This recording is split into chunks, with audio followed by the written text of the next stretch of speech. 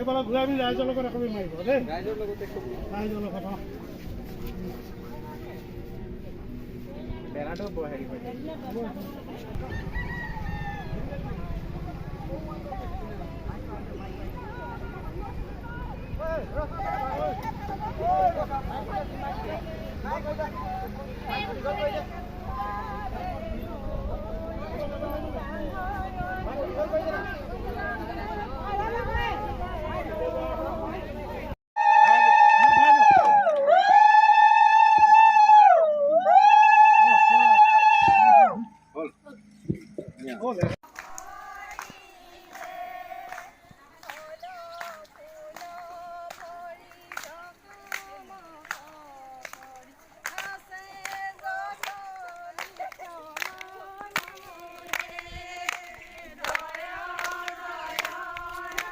বৌ সোমাই পৰিলে যে মাজত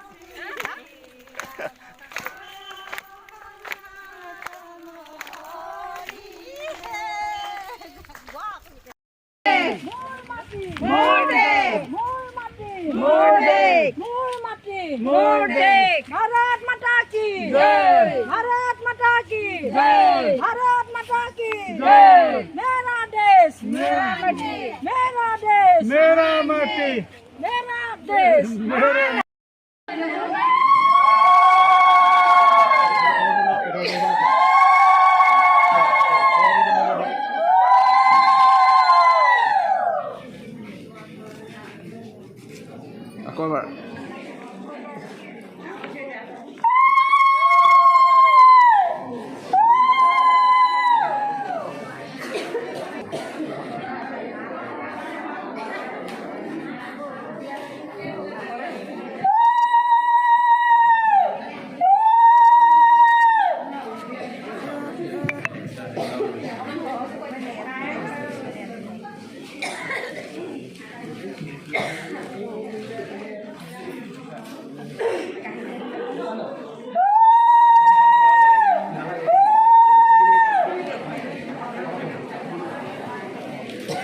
সকলো তথ্য জানিব অসমৰ সন্তানবিলাক অসমৰ মানুহবিলাক এতিয়া দিল্লীত আছে গৌৰৱান্বিত হ'ব, আপুনি মই গৌৰৱ অনুভৱ কৰিম।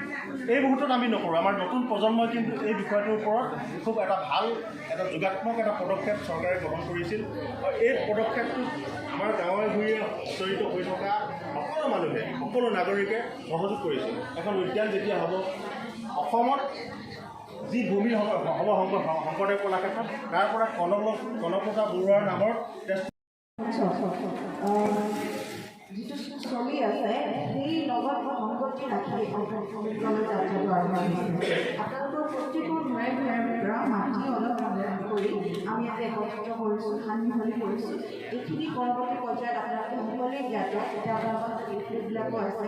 ইয়াৰ পাছত আপোনালোকৰ ব্লক অফিচলৈ মাটিখিনি লৈ যোৱা হ'ব, তাতে প্ৰত্যেকটো পঞ্চায়তৰ পৰা অহা মাটিখিনি আকৌ সান্মিহলি কৰি পৰৱৰ্তী পৰ্যায়ত সেইখিনি কলাক্ষেত্ৰলৈকে লৈ যোৱা হ'ব।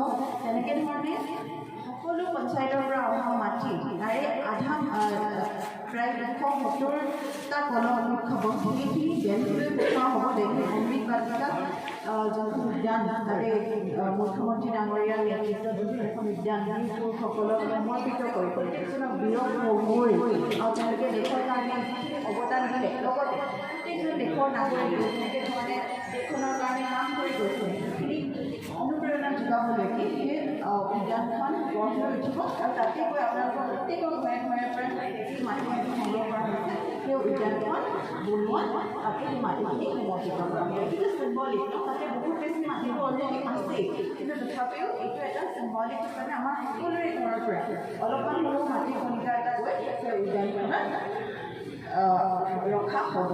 আৰু